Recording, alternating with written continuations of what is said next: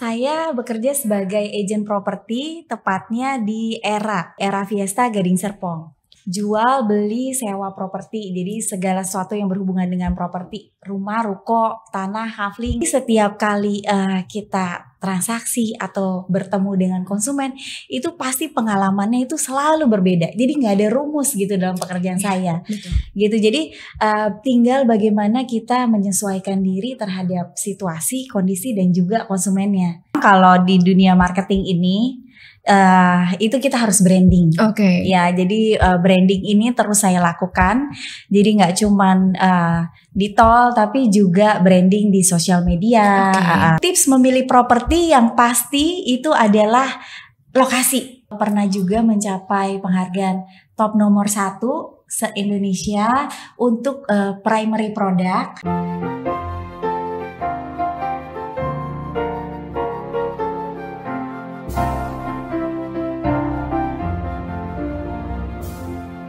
Halo Sobat YBHK, kembali lagi di podcast Sukses Bersama YBHK. Bersama saya Erika.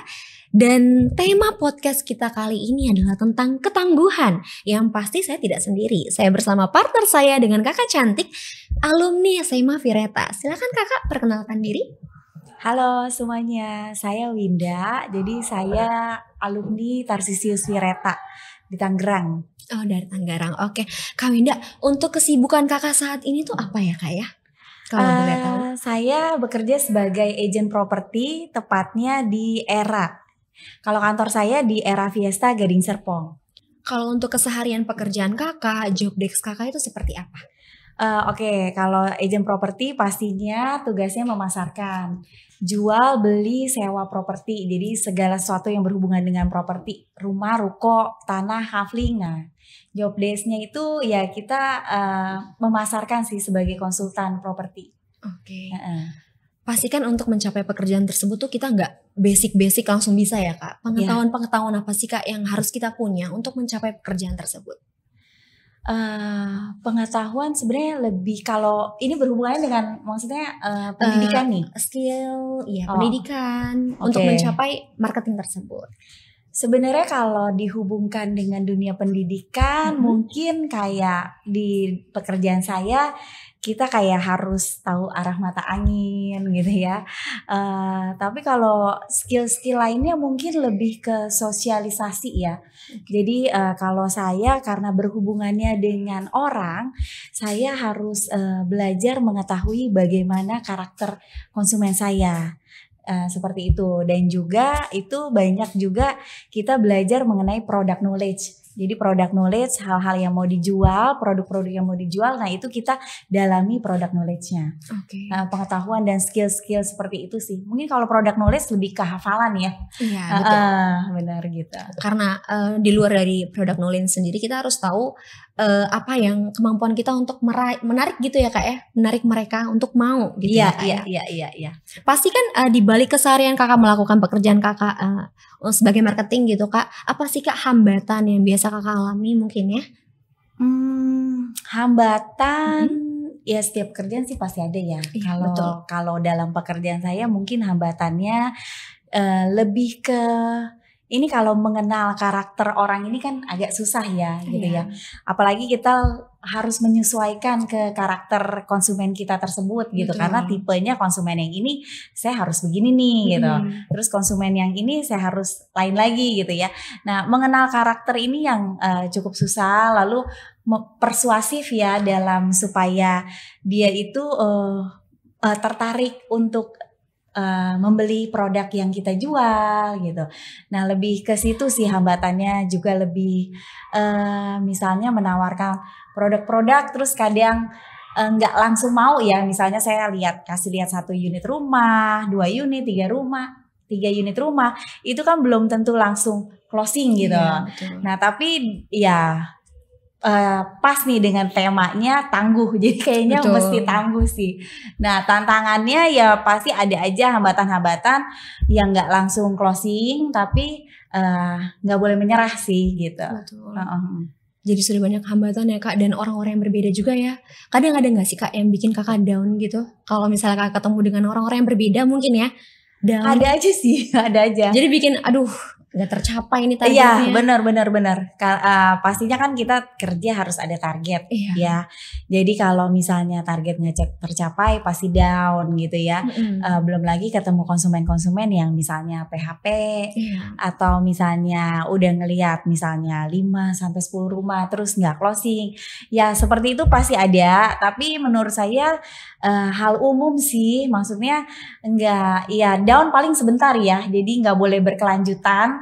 Karena semua pekerjaan kayaknya pasti ada deh, nggak mungkin ada segala sesuatunya tuh mulus aja, itu kayaknya nggak mungkin ya. Bisa dilihat ya Kak Winda nih hebat sekali ya. Orangnya pantang menyerah ya Kak ya. Kita tanya sama Kak Winda, apa Kak Winda tips Kak Winda di saat down dalam pekerjaan, sering ditolak sama beberapa customer, apa penyemangat Kak Winda ya untuk bangkit kembali dalam pekerjaan tersebut? Kalau saya gini, saya itu orangnya nggak bisa berdiam diri gitu ya, atau misalnya pada saat down itu menyendiri gitu. Jadi saya walaupun terjadi hal-hal yang membuat saya kecewa atau sedih gitu ya, saya untuk tetap berusaha ketemu dengan teman-teman gitu, terutama teman-teman kantor yang vibes-nya itu positif gitu ya, pasti membuat kita itu jadi untuk selalu tetap semangat gitu. Jadi pergaulan penting sih gitu ya. Memilih teman-teman yang positif itu penting banget ya, untuk membangun kita ya Kak ya. Iya. Kalau untuk peluang-peluang dalam pekerjaan Kak Winda itu bagaimana Kak? Maksudnya peluang seperti apa nih? Peluang dengan bekerja seperti ini, peluang-peluang apa nih yang bisa Kak Winda dapatkan gitu dalam hal lain?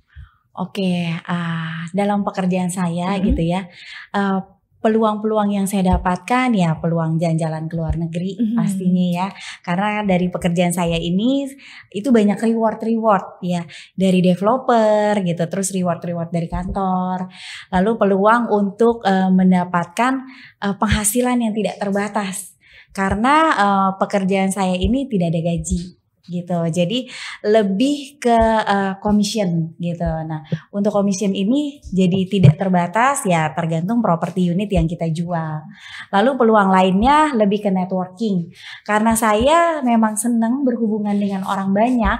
Nah bekerja yang berhubungan dengan orang banyak ini saya suka gitu, jadi menambah banyak teman, menambah banyak pergaulan, juga menambah banyak pengetahuan buat saya. Di luar dari, ternyata tuh setelah aku ngeliat Kak Winda gitu ya, di luar dari kakak suka bertemu banyak orang, down pun kakak ketemu banyak orang juga sebagai obatnya ya. Ternyata ya, gak cuma pekerjaan aja. Bagus sekali sih Kak. Untuk pengalaman-pengalaman menarik kakak nih selama bekerja yang selalu kakak ingat, mungkin hal khusus gitu Kak. Apa ketemu customer yang seperti apa gitu?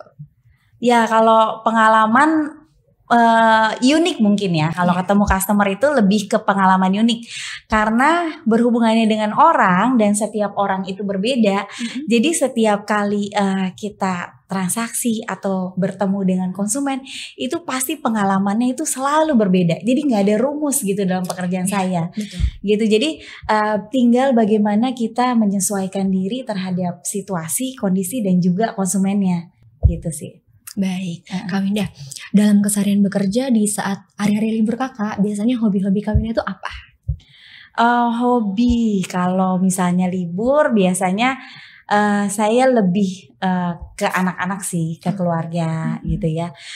Tapi nggak menutup kemungkinan juga memang tetap ngantar konsumen. Karena pekerjaan saya ini kadang-kadang orang banyak mau lihat rumah, lihat unit itu justru di hari libur ya. Kalau hari kerja mungkin kan banyak kerja juga, gitu ya semuanya. Ya jadi selain dengan keluarga, ngantar juga tetap. Jadi kayaknya nggak ada liburnya kalau buat saya gitu. Kak Winda, waktu itu aku tuh ngeliat kakak di banner itu di jalan tol itu ada foto kakak Kak, iya kan? Bisa sampai kemana-mana ya foto kakak ternyata ya. Itu gimana tuh Kak ceritanya? Keren sekali ya Kak. Jadi memang kalau di dunia marketing ini itu kita harus branding. Ya, jadi branding ini terus saya lakukan. Jadi nggak cuman di tol tapi juga branding di sosial media. Salah satunya seperti itu.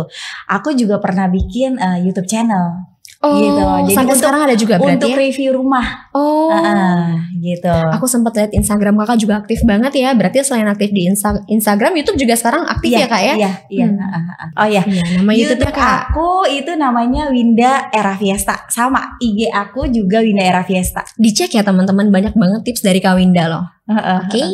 Terus kak, tips dari kakak untuk memilih properti yang baik dan layak gitu kak?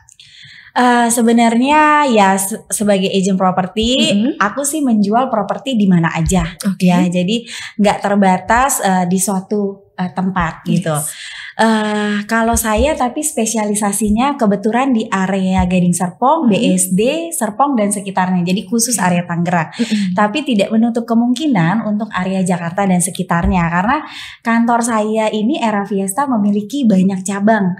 Jadi kurang lebih ada 11 kantor cabang yang tersebar gitu di area Jakarta dan Tangerang.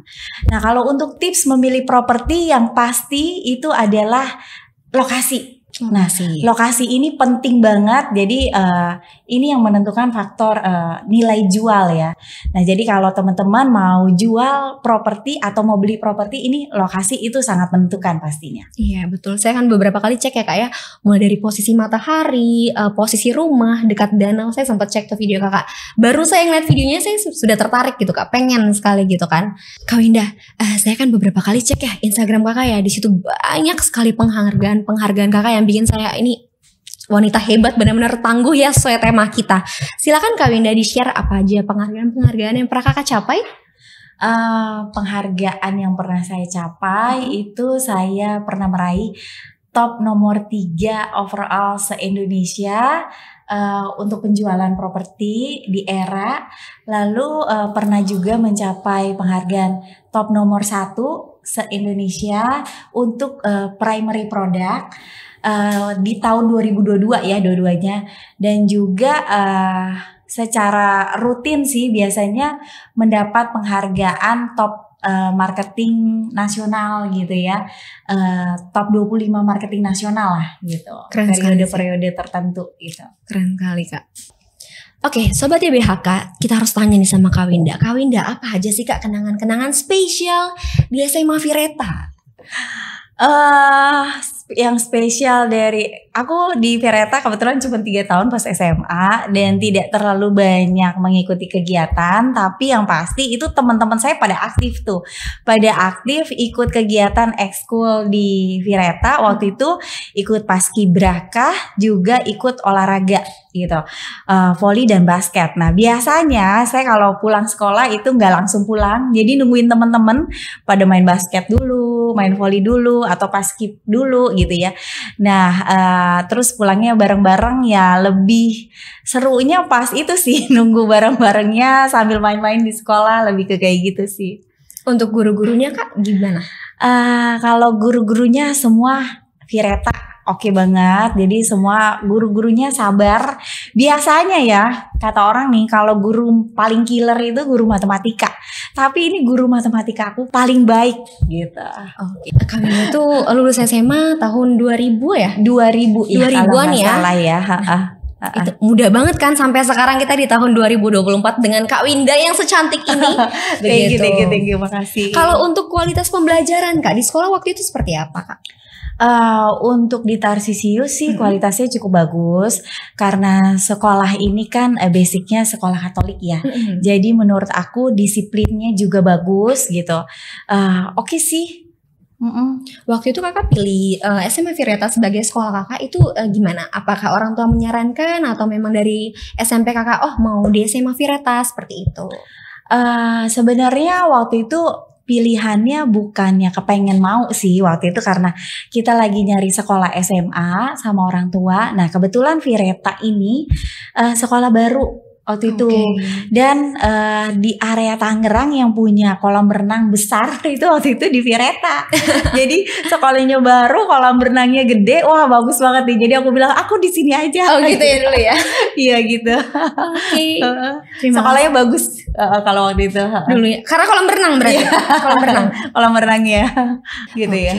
Kak Winda, kalau untuk pesan-pesan nih Kak buat adik-adik kita, karena kan tema podcast kita kali ini kan ketangguhan ya. Gimana cara caranya bisa setangguh Kak Winda di saat-saat down pun bisa bangkit gitu. Pesan buat adik-adik kita gitu Kak. Oke. Pesannya buat adik-adik semua. Sebenarnya saya nggak nyangka nih diundang podcast. Thank you juga buat Tarsisius gitu ya. Suatu kehormatan buat saya. Nah, pesan buat adik-adik sebenarnya saya dulu bukan tipe yang aktif di sekolah. Ya, jadi waktu tadi ditanya-tanya saya nggak pernah ikut kegiatan gitu ya.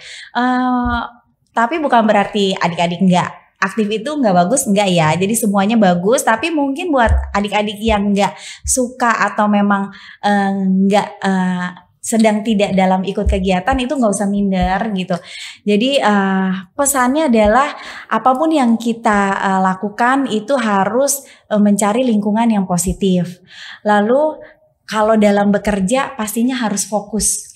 Ya, jadi dan segala hambatan itu pasti ada dalam pekerjaan apapun, itu nggak ada yang mudah ya. Jadi kalau saya prinsipnya hidup itu pasti kan naik turun. Jadi nggak mungkin naik terus atau turun terus gitu ya. Jadi nggak ada yang abadi. Nah, menurut saya kalau adik-adik nanti suatu saat mengalami kesulitan itu nggak akan selamanya kok. Jadi nggak usah menyerah, terus aja maju dan terus semangat. Gitu. Oke, itu pesan-pesan dari Kak Winda ya. Jadilah perempuan yang selalu berani ya Kak, dan tak takut melakukan apapun untuk adik-adik sekalian. Oke Kak Winda, kita kasih penutupan nih Kak buat sobat-sobat YBHK. Kalau misalnya aku bilang sobat YBHK, kita jawab podcast sukses bersama YBHK begitu ya. Oke?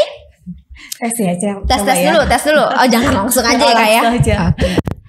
Sobat YBHK, podcast sukses bersama YBHK. Terima kasih Kak Winda untuk waktunya. Thank you. Ya, makasih. Sangat senang sekali Kak Winda di sini. Ya, thank you.